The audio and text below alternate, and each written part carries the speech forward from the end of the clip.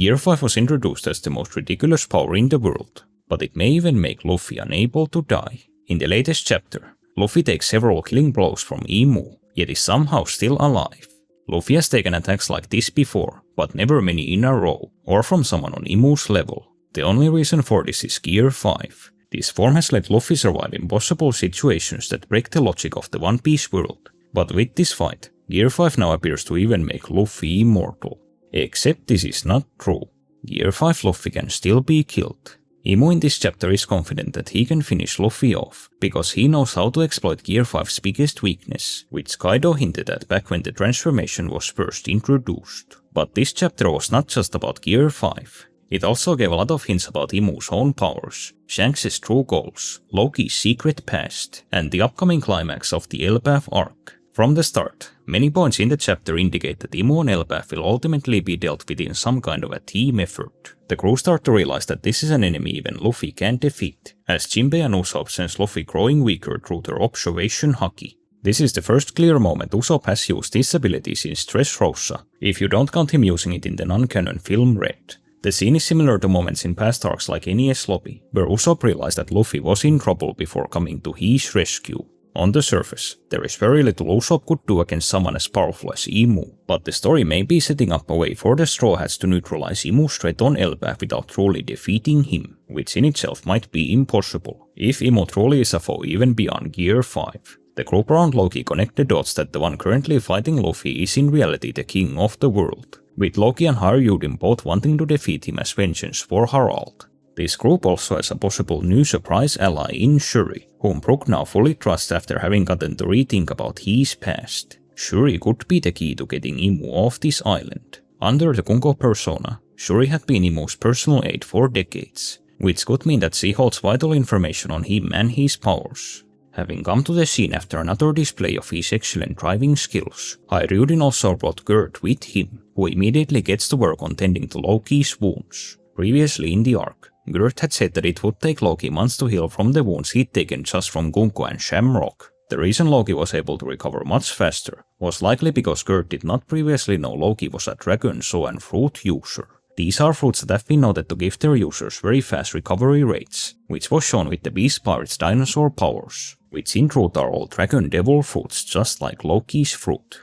Loki getting medical attention on top of his ability to recover likely means that he's not done fighting in this arc, but could resume combat in a few chapters. Gert in this scene is far more concerned about Loki than she was before. While this could be because Elbaf now desperately needs his strength, Gert may have also changed her mind about Loki after hearing the truth about his past. Haryudin and Gert's arrival is the thing that triggers Loki to reveal that he'd 14 years ago learned from Shanks that there exists a king of the world. This is the first concrete clue in the story about what Shanks secretly learned during his time infiltrating Mariejois. Most of what Shanks discovered came from him simply being a god's blade, but him knowing that the government is ruled by a single king is different, as normally, only celestial dragons ranked God's Knight or higher are allowed this knowledge. Shanks did not however learn Imu's true name, where based on a prior chapter, Shanks only knew Imu by his epithet of the Great One. Shanks 14 years ago told Loki that it was not yet time to fight the world government, possibly implying that he thought the time would come in the future.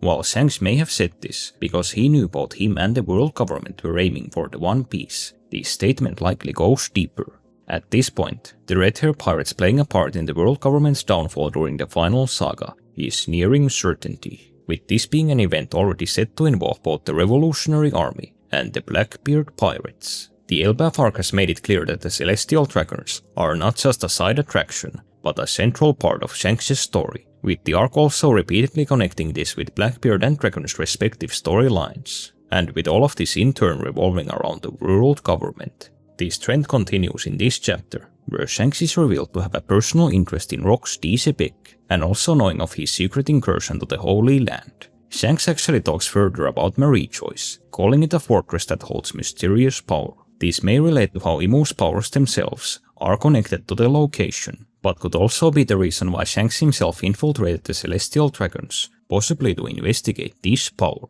Loki in the present story has not yet revealed where Shanks is currently going, but this chapter makes the answer being the Holy Land that much more likely. While Shanks would otherwise have little reason to reveal Loki any of his plans, Shanks probably would tell him if he's going after the ones responsible for Harald's death, as Shanks knew that this was something Loki had wanted to do personally. Shanks saying that he saw Harald as a friend is rather surprising. When they interacted as God's blades, Shanks was still using his loyal celestial dragon persona, meaning that Harald never got to know the real Shanks. This in reality would make Shanks' friendship incredibly one-sided, meaning that more accurately, Shanks simply admired Harald. Harald was a king with a good heart who tried to do what was best for his people, making him the opposite of the celestial dragons. But Shanks' admiration would go deeper, as Shanks has also been inspired by Elbaf's warriors since he as a boy got to visit Little Garden. This chapter sheds more light into Loki's time on the seas in the years after Harald's death. Loki's goal at this point was trying to get to Imu,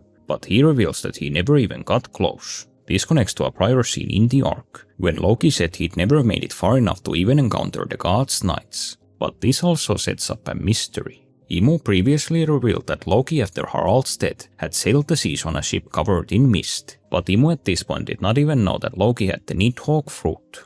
The mystery here is that if the God's Knights never made contact with Loki, and if Imu didn't realize who he was, then who or what stopped Loki's past quest against the government? A simple answer could be that Loki realized that the Holy Land was too fortified, just like Shanks warned him, and Loki never got a good chance to attack. It is also possible that Loki also wanted to find the Galiela band before invading Mariejois, but never succeeded, if the band truly are the giants the Straw Hats encountered on Punk Hazard.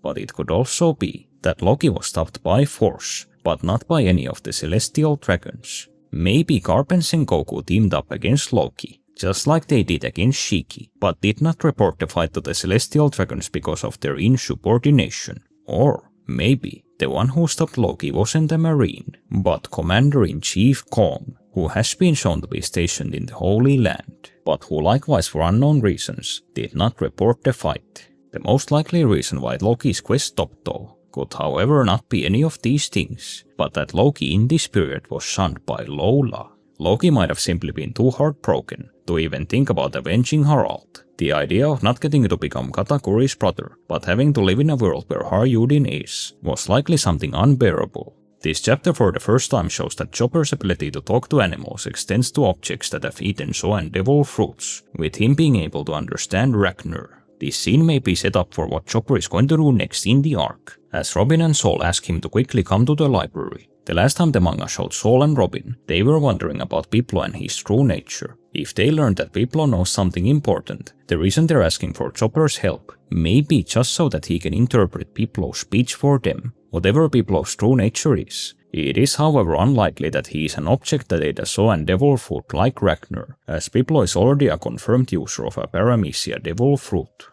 Even though the possibility of a random bird working at a library, being the second character in the story with multiple devil fruits, is pretty funny. Whatever is going on in the library should be something important, as otherwise, it would not make sense to have the cruise doctor leave the battlefield.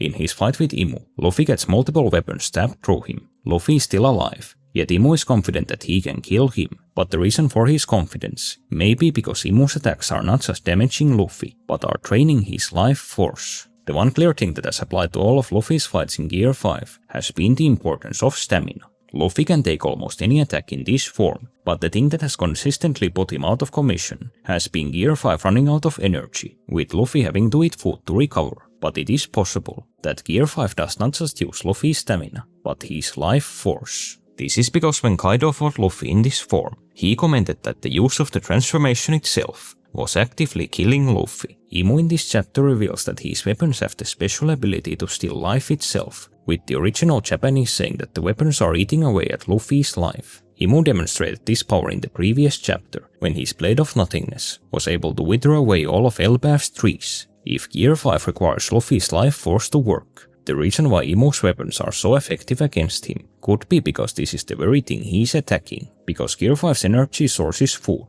and because Imu said his weapons are devouring said energy, Imu's attacks could be said to be starving Luffy. Jinbei in this chapter says that Luffy's haki is also growing weaker. This could be a hint that Imu's attacks are also draining Luffy's haki, which would be the first time any attack has done this in the series. It is not impossible because Enma was also shown being able to train Zoro's haki against his will, meaning that Imu's weapons would only be an offensive version of this ability, but it's still a bit unlikely. Life Force and haki are confirmed to be connected, so Luffy's haki is probably just weakening because of the amount of damage that he's taken.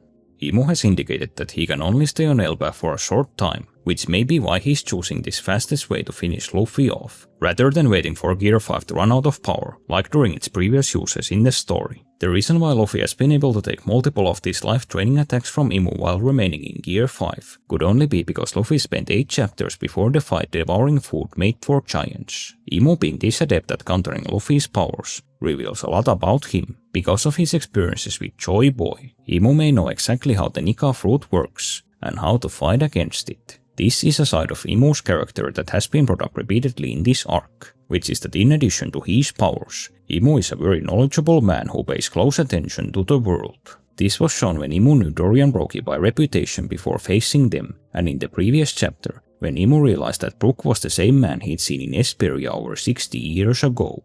Imu also reveals that he knows Ace and Sabo, and that they are Luffy's brothers. Imu's reasons for disliking both are fairly clear. Imu likely hates Ace because of his lineage, and Sabo for their last encounter during the revelry, on top of both of them being notorious criminals. But Imu also reveals that he even detests Luffy's full name of Monkey D. Luffy. Imu hates the D clan as a whole, but he has reasons to hate the Monkey family in particular, as Dragon has now been one of the government's greatest enemies for decades. Imu may also still hold a grudge for Garp over shocking him at God Valley, but it could be that it's not just Luffy being a D, or even him being a member of the Monkey family that irritates Imu, but he may also hate Luffy's first name. Several characters in One Piece hold first names that initially seem ordinary, but are later revealed to have some in-story significance. Because of how often this has happened, it is not impossible that the manga will reveal that the name Luffy is also special, and perhaps a name that was used by one of Imu's ancient enemies. The weapons Imu used in this chapter are revealed to be the 19 weapons of the kings who founded the world government 800 years ago. 10 of these 19 weapons are named in the last 2 chapters. Some were already shown being wielded by Imu in prior scenes. These weapons are however different from the ones that were shown at the foot of the empty throne, which were much smaller and rusted over. Imu is a man of deception, so the weapons at the foot of the throne may be fake props, used to fool the world. Imu is able to grant the use of these weapons to the God's Knights under his omen, but this also brings up a noteworthy question. Imu has only made his higher covenant with 13 different celestial dragons who make up the God's Knights and the 5 elders. These 13 also do not come from 13 separate families, as Imu seems to favor certain families, like the Figarlands, the Man-Mayors and the Shepherds, by giving them multiple positions. Imu may simply not like all of the founding families, but is playing favorites, as he in this chapter is even disappointed in one of the weapons that he conjured.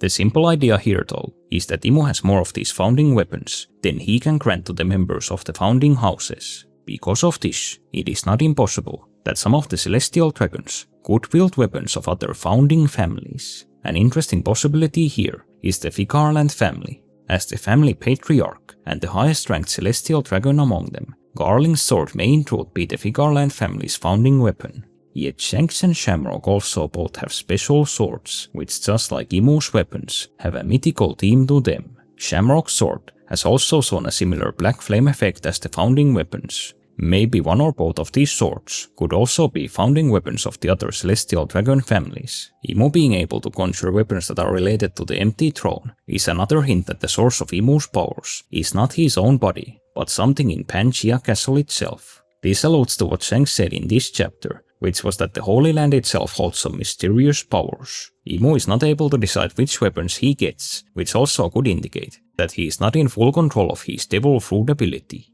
The story has revealed that there is something in the Holy Land called the National Treasure, which is said to give its holder world power. You should watch this video if you want to know why this treasure may be the true source of Imu's abilities.